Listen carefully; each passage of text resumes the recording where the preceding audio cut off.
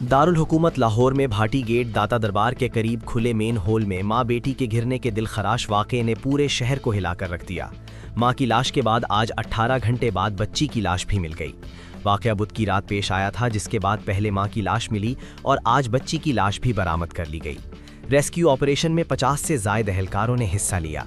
3 टीमें मुसलसल rescue operation में हिस्सा ले रही थीं। हुक्काम ने कहा कि बच्ची और मां की लाश महकमाना कार्रवाई के बाद वरसा के हवाले कर दी जाएगी।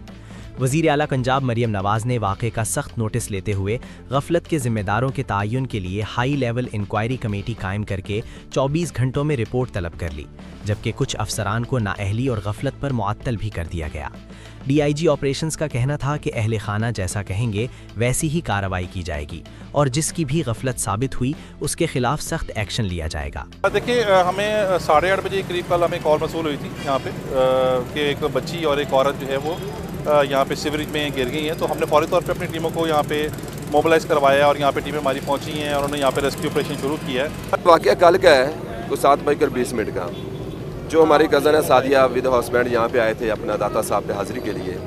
हाज़िरी के बाद जब वो वापस जा रही थी तो रक्शे में सवार होने लगे, उनका पाँव फिसला और डायरेक्टली जो नीचे गटर था उसके अंदर चले गई। गटर की जो डेप्थ थी वो भी तकरीबन 15 से 20 फीट थी। अगर ये गटर को ढाँप दिया जाता होता पहले या इसके ऊपर स्लैब रखी होती तो मेरा नहीं ख्याल कि ये इंसिडेंट होना था।